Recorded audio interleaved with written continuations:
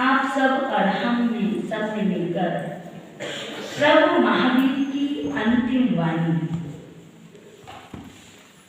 जो श्री मद उत्तरा अध्ययन की शुद्ध का प्रथम अध्याय और द्वितीय अध्याय। प्रथम अध्याय में प्रभु ने क्या बोला, जिसका नाम है विनय। प्रभु ने कहा जीवन में सबसे पहले विनय होना अति आवश्यक है। उनकी जो अंतिम वाणी है ये 16 पहर तक कैसे वो बोलते रहे। सोचो वो समय कैसा होगा। समोसरण में बैठे हैं प्रभु और अंतिम वाणी उनको पता है मुझे अब जाना है। जाते जाते भी वो कंटिन्यूस 16 पहर तक उन्होंने कुछ ग्रहण नहीं करा, उठे ही नहीं, ऐसा उल्लेख आता है। तो उस समय कालीन अकालीनता का तो उल्लेख ही नहीं। ये तो हमारे आचार्यों ने, हमारी परंपराओं ने बनाई चीजें।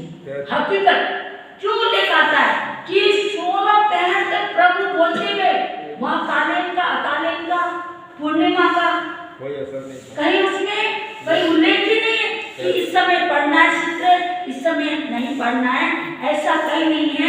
प्रभु समोसरण में बैठे हैं और 12 प्रकार की परिषद लगी हुई है। 12 प्रकार की परिषद वहाँ बैठी हुई है। देवता भी है, इंद्र भी है, पशु पक्षी भी है, मनुष्य भी है। कैसा महान होगा। और प्रभु बोलते जा रहे हैं।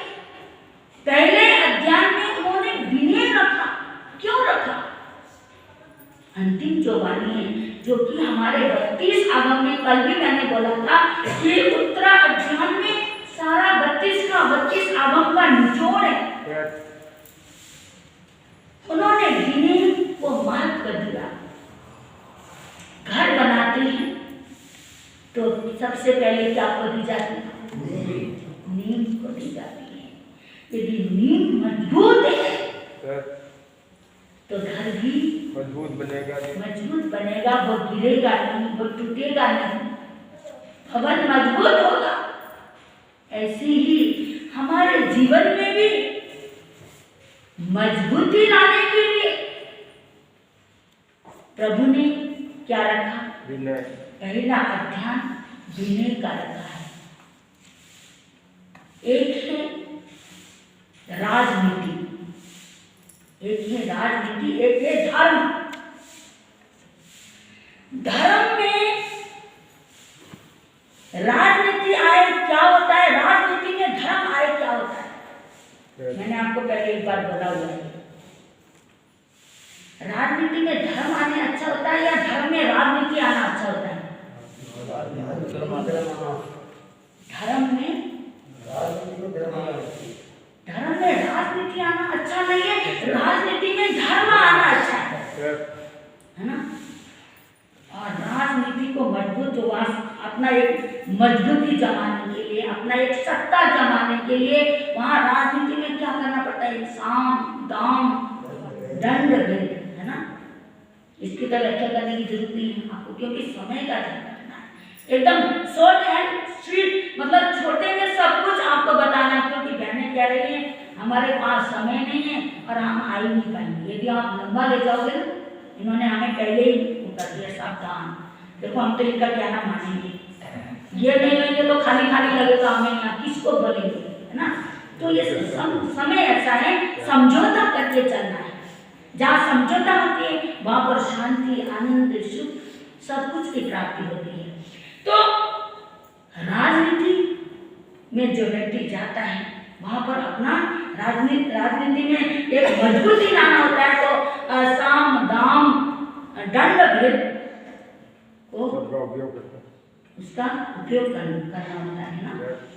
पहले तो शाम से 4 काम चलाते हैं ना, उसके बाद शाम का मतलब समझाने से, बातों से, है ना।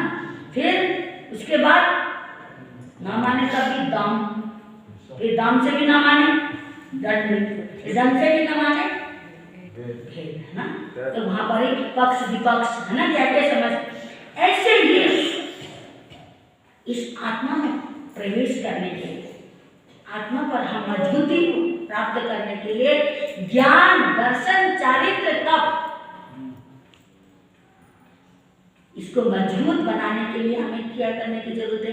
विनय को धारण करने की जरूरत है। जब तक हमारे भीतर विनय नहीं है, ना हमें सब में ज्ञान की प्राप्ति हो सकती है, ना सब में दर्शन की प्राप्ति होती है, ना चारित्र की, ना तप की। वहां तक हम पहुंच ही नहीं सकते जब तक हमारे भीतर विनय नहीं है। विनय आने के बाद हमारे भीतर सरलता, करुणा, प्रेम, मैत्री, ये सब चीजें अपने आप ईश्वर ही आने शुरू हो जाती हैं। सरलता को ढूंढने की जरूरत नहीं पड़ती, मैत्री को ढूंढने की जरूरत नहीं पड़ती, करुणा को ढूंढने की नहीं जरूरत पड़ती। हमारे भीतर सदैव ये चीजें, ये गुण अपने आप ही पैदा होते हैं। पहले हमारे भीतर आने की जरूरत क्या है? विनय है। जब तक हम विनय को धारण नहीं करेंगे तो हमारा कल्याण नहीं होगा। तो मोक्ष जाने के लिए सम्यक ज्ञान, दर्शन, चारित्राण, मोक्ष मार्ग। तो सम्यक ज्ञान, सम्यक दर्शन और सम्यक चारित्र, ये हमारे मोक्ष के साधन, सीढ़ी है चढ़ने की। तो प्रभु ने सबसे पहले विनय को धारण करो, तुम विनयवान बनो। यहाँ पर गुरु शिष्य का संवाद, गुरु शिष्य के प्रति कैसे व्यवहार होना चाहिए, कैसे नम्रता आना चाहिए। आप भी तो किसी के शिष्य हो है ना। यहाँ खाली गुरु की मतलब संत साधु के लिए नहीं बोला, श्रावक श्राविकाओं के लिए भी बोला है कि हमारे भीतर विनय आना चाहिए। आप घर में रहते, परिवार में रहते हो, तो आपके घर में भी आपकी पुत्र वधू विनयवान है, आपका बेटा विनयवान है, तो आपका घर कैसा लगता है ना। कितना अच्छा लगता है, स्वर्ग सा लगता है, शांति मिलती है, सुकून सा मिलता है। ऐसे ही साधु जीवन में भी शिष्य अनुकूल है, कहना मानते हैं, विनम्र है, तो गुरु भी कैसा होता है? खुश होता है।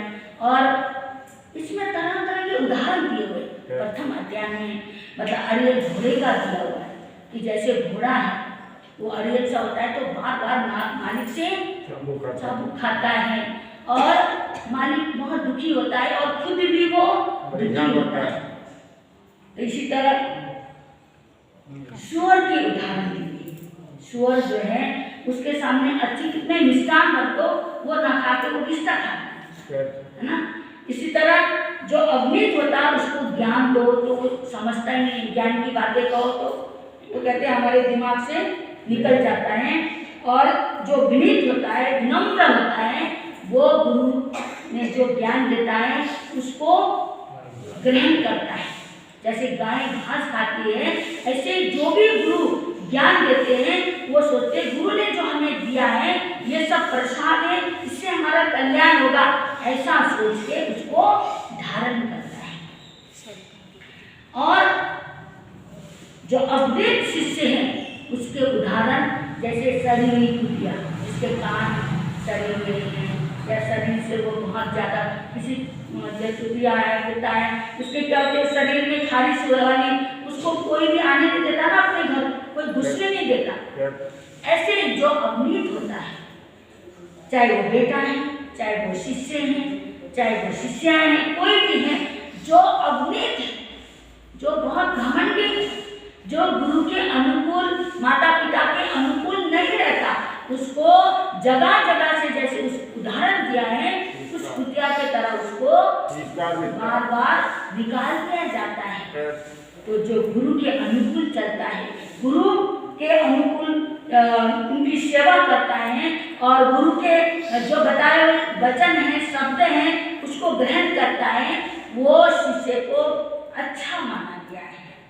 ये गुरु और शिष्य जा रहे थे तो रास्ते में विश्राम कर रहे थे, तो सामने झाड़ियों में सर्प दिखा।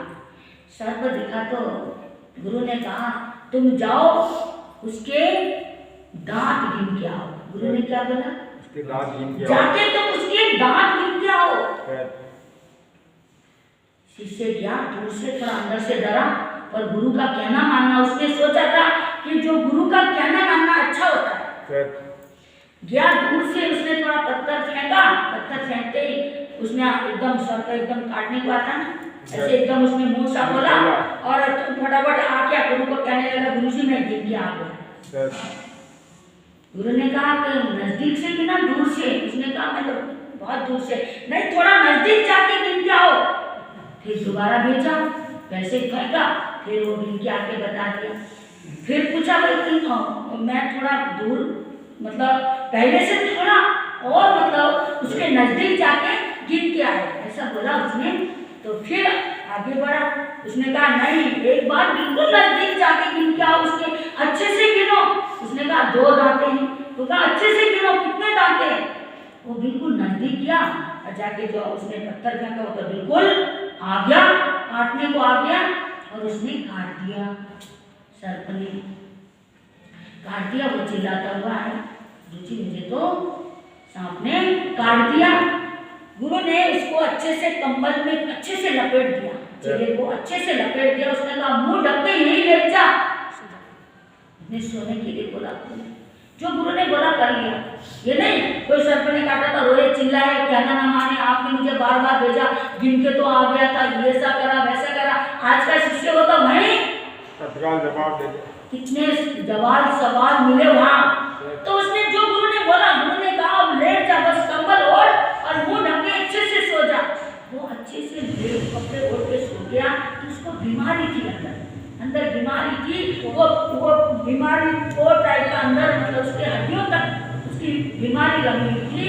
वो जहर, कहते हैं जहर को जहर ही काटता है, लोहे को लोहे काटता है, जहर को जहर ही खत्म करता है। तो वो एकदम उसके अंदर की जो रोग है, बीमारी है और जो कीटाणु है, वो पसीने से सारे के सारे बाहर निकल आया और शिष्य एकदम क्या हो गया? स्वस्थ हो गया।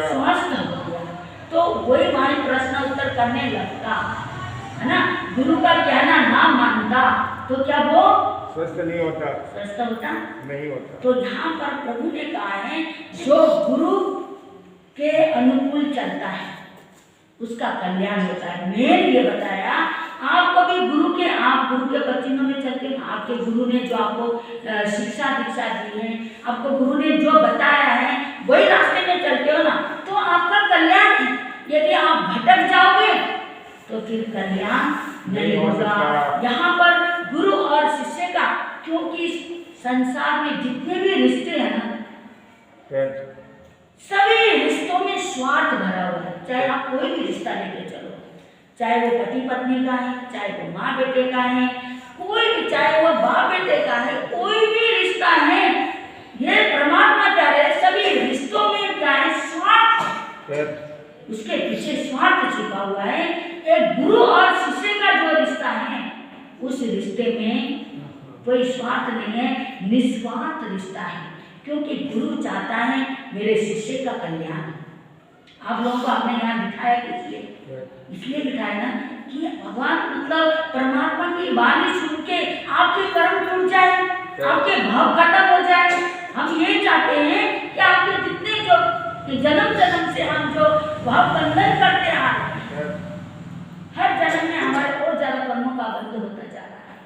कर्मों के निजरा होने की जगह कर्म हमारे क्या हो रहे हैं? बढ़ते ही जा रहे हैं। तो ये कर्म हमने क्या करने हैं? सही करना है। इन कर्मों को सही करने के लिए आप लोगों को हमने यहाँ बुलाया है। आप सुनेंगे, आपको ज्ञान बढ़ेगा, आपके कर्म टूटेंगे। और कई लोगों को लगता होगा अरे कुछ समझ तो आ नहीं रहे, क्या बोल रहे हैं ना, ऐसा लगता होगा। नहीं, जैसे आप देखते हैं ना, जैसे सांप ने काट दिया तो उसको मंत्र सुनाते, मंत्र सुनाने से झाग उतर जाता। देखो आज के युग में भी ऐसा है। गाँव में हम याद करते हैं तो कहते इसको, मैंने एक जगह देखा, वहाँ एक आदमी को ना वो झाड़ रहा था, मतलब मंत्र उच्चारण करके झाड़ रहा था। मैंने कहा इनको क्या हो गया? हम सड़क पे थे तो कहना इसको ना सर्प ने काटा अभी। तो वो मतलब देखो आज भी देखो ये कलयुग है, पंचम आ रहा है, आज भी ऐसे मंत्र उच्चारण करने से सांप का जहर भी उतर जाता है। तो ये शास्त्र है परमात्मा की वाणी, ये प्रभु की अंतिम वाणी क्यों इतना अनमोल बोला है? क्योंकि प्रभु जाते जाते इसमें हमें बहुत कुछ देके चले गए। तो ये बहुत सौभाग्यशाली जो होते हैं वही इसको सुन सकते हैं, पढ़ सकते हैं। हर एक के भाग्य में थोड़ी है, हर एक के नसीब में थोड़ी है। आपके बासुरा में कितने घर है? क्या सारे आ गए? बताओ आप। ये तो नसीब वाले सुनते हैं, नसीब वाले को पढ़ने को मिलता है। आपको पढ़ने भी आ जाएगा। ये जितने भी 12-13 दिन है अभी, तो 12-13 दिन में आप रोज पढ़ेंगे ना, हमारे संत लहर से पढ़ने भी आ जाएगा, वैसे ही पढ़ने भी आ जाएगा। कितना फायदा आपको, और आपके कर्म टूटेंगे जो जन्म जन्म के कर्म हैं। तो कोई भी ऐसा नहीं सोचना कि हमें कुछ समझ तो आने क्या। मूल पढ़ते समय आप जितना एकाग्रता, और जिनको पढ़ने नहीं आता आंखें बंद करके पढ़ बैठे, कितनी ऊर्जा आएगी आपके भीतर, कितनी शक्ति आएगी। तो यार नींद भी भाग जाएगी आप। कई लोग तो सो जाए आंखें बंद होकर बस नींद ही आ गई। ऐसा नहीं, क्योंकि ये परमात्मा की वाणी है। इस वाणी को ऐसे बिच्छू ने काटा है, सर्प ने काटा है, उसके लिए भी एक हम ऐसे मंत्र पढ़ते हैं तो वो जहर उतर जाता है। तो हमारे भीतर जन्म जन्म का ये कर्म रूपी जहर, अशुभ कर्म रूपी जहर हमारे जन्म जन्म के लिए आत्मा के संग चिपके हुए हैं। तो उस जहर को हमें क्या करना है? खत्म करना है। ये शास्त्र पढ़ते पढ़ते आप लोगों को मैं कह रही हूँ, आपके भीतर का जो है ना जहर का होता है, राम द्वेष तो जहर ही है। उससे नहीं बोलना, उसके यहाँ का नहीं खाना, उसके तरफ से खाना बने तो हाँ खाना नहीं। अरे ये जहर को क्यों लेके बैठे हो आप? उसके तरफ से गौतम प्रसादी होगी तो हमको नहीं खाओगे। अरे कितना अजीब सा है। आप भगवान के अनुयायी हो, बड़ा अजीब लगता है। हम महावीर के अनुयायी है, महावीर के संतान हैं। महावीर के संतान होकर के हमारे भीतर ऐसे भाव क्यों? हमारे गुरु कैसे थे? वो हमारे गुरु थे ना, वो हमारे गुरु कैसे थे? वो तो ये कहते थे राग द्वेष को मिटाओ, संभाव में जियो। तभी तो उन्होंने प्रथम अध्याय में विनय रखा है। तो हम विनय रखाएंगे, सबसे प्रेम से बोलेंगे, नम्र बनेंगे और सबके लिए अच्छा सोचेंगे, तो हमारे भीतर विनय तो आगे आएगा। तो समय आपका हो रहा, अभी एक और है। दूसरा अध्याय कौन सा है? परिचय। दूसरे अध्याय का नाम है परिचय, जिसमें 22 परिचय बताए हैं प्रभु महावीर ने। ये साधु के लिए बतलाए हैं। तो आपके कितने परिचय? हमारे तो 22 है। आपके तो बहुत परिचय है। कई लोग ये कहते हैं हमारे संतों की बहुत मुश्किल है, संत जीवन बहुत मुश्किल है, बहुत कठिन है। अरे गृहस्थ आश्रम में क्या बहुत सुख है? आप लोग बहुत सुखी हो? नहीं, ये बताओ। कोई सुखी नहीं है। हमारे तो जो 22 परिचय है, प्रभु ने कहा इन 22 परिचयों को सहन, ये नहीं कहा कि जानबूझ के तुम 22 परिचयों में घुस जाओ। भगवान ने ये नहीं कहा। भगवान ने तो 22 परिचयों में ये बोला है जो अनुकूल प्रतिकूल जो वातावरण आता है, रास्ते में आते तरह तरह के वातावरण, कभी सोने के लिए स्थान अच्छा नहीं होता, कभी खाने का अनुकूलता नहीं होता, है ना। ये जो समस्याएं जो तरह तरह की आती हैं, कई बार उपसर्ग आते हैं, कई बार समस्याएं आती हैं, तो इन समस्याओं को सहज भाव से सहन करो। इसको बोला है परिचय कि अनुकूल वातावरण हो तो उसमें भी फूलो मत। अरे मुझे तो ये हो गया, मेरा तो ये हो गया, वही लोगों ने खूब जय जयकार कर ली, खूब सम्मान मिल गया, खूब प्रेम मिल गया, तो उसको भी हमें डाइजेस्ट करना चाहिए, उसको भी बचाना चाहिए, उसमें भी संभाव में रहो। और कहीं कुछ अनुकूलता ही नहीं, बहुत समस्याएं, तो वहाँ भी क्या करना है? वहाँ भी हाय को नहीं बचाना, ये नहीं हुआ, वैसा नहीं हुआ। साधु जहाँ अनुकूल प्रतिकूल वातावरण में एकदम संभाव में जीता है, तो वास्तव में क्या होता है? वो सच्चा साधु होता है। उसको हाय कबा नहीं बचना। जो हाय हाय करे, ये नहीं हुआ, ऐसा करना, वैसा करना है, और एक रात तो काटना है। कई बार ऐसा होता है एक रात काटना, बैठ के भी निकाल सकते हैं। कई घरों में ऐसा होता है कि रुकने की व्यवस्था अनुकूल नहीं होती तो हम पूरी रात बैठ के भी निकालते हैं, कई बार खड़े होकर भी निकालना पड़ता है। अब तो फिर भी बहुत सुविधाएं हैं, मेरे को तो 40 साल हो गए तो कई बार खड़े रहते, रात भर खड़े होकर भी निकाले हुए। मुझे याद हर तरह का महल देखने होते। तो साधु के लिए ये बोला है कि कैसे भी प्रतिकूल अनुकूल कैसे भी वातावरण हो, उस वातावरण में संभाव में जियो। और दृष्टि के परिसर आपके कम परिसर है, कितना आप हमसे ज्यादा परिसर है आपके। मुझे तो ऐसा महसूस हो हमारे 22 है तो आपके तो 22,000 होंगे। कितने असंख्यात, क्योंकि आपको कितना करना पड़ता है। आपको व्यवहार करते समय क्या आप आराम से करते हो, हमें पता नहीं, भले हमें प्रैक्टिस नहीं है ना, हमने भले वो रास्ते गुजरे नहीं है, महसूस तो कर सकते हैं ना। कितना हम सुबह से शाम तक सर्दी नहीं देखते, गर्मी नहीं देखते, आंधी नहीं देखते, तूफान नहीं देखते, कितने लगे होते हैं हमारे भाई लोग, है ना। आपका क्या परिचय, जितना इनका परिचय है ना, पर आप भी इनको पूरा घर संभालते हो, आप घर का ध्यान रखते हो। यदि आप न संभालो तो ये कहाँ करता है, आप दोनों का सपोर्ट है, तभी तो कहा ना सहयोगी आप, जीवन साथी इसलिए बोला है। और आपके संग हमें भी जोड़ा है, साधु साध्वी श्रावक, क्योंकि हम एक दूसरे के पूरक हैं। गाड़ी के पहिए हैं, 4 पहिए हैं ना, 4 व्हीलर के कितने होते हैं, 4, तो 4 पहिए। हम एक दूसरे के बिना अधूरे हैं, हमें भी आपका सहयोग है, हमारे बिना फिर भी तुम्हारा कुछ अधूरापन कम होगा, लेकिन आपके बिना तो हम संयम पाल ही नहीं सकते। तो भगवान ने कहा कि जो परिश्रमों में सफल होता है, जो परिश्रमों में जीवन सही जीता है, संभाव में जीता है, दूसरे अध्याय में बोला जो संभाव में जीता है तो वो महान होता है, चाहे वो गृहस्थी है चाहे वो साधु है। तो आप कितना परिश्रम करते हैं, तो ये परिश्रम में आप अनुकूलता प्रतिकूलता कैसी वातावरण होती है। कई बार आपका टिफिन पड़ा रहता है, आप खाने का आपको फुर्सत नहीं मिलता है ना, आप सोचते बाद में खाएंगे, करते करते खाने का समय निकल जाता है। क्या ये परिचय नहीं है, परिचय तो ये कोई नेगेटिव में ले जाता है, कोई पॉजिटिव में ले जाता है। कई सोचते अरे इसको तो खाने का होश ही नहीं है, कैसे नहीं इसको इतना है ना, पर वो उसको ये होता है अब मैं खाने बैठ जाऊंगा तो इधर का ये सब काम मेरे कस्टमर मेरे ग्राहक है ना छूट जाएंगे। तो ये परिचय तो है, मन को जीता ही तो है, अपना खाना भी छोड़ दिया। तो प्रभु ने दूसरा अध्याय परिचय का दिया है, कह रहे हैं बंद करो। ये कह रहे थे कल से ना फिर आप आओगे, इसलिए मैं आपको अभी मैं बंद कर रही हूँ। कल भी ऐसे आना बहनों, अपने संग एक सहेलियों को लेके आना, क्योंकि देखो मैं कितनी पंचोर हूँ। मैं यही टाइम आई थी यहाँ और यही टाइम में आप बंद कर रहे हो। हमने इधर उधर की कहीं कुछ न करके खाली, और मैं तो समोसा का ध्यान लगाती हूँ। ऐसे इस समय समोसा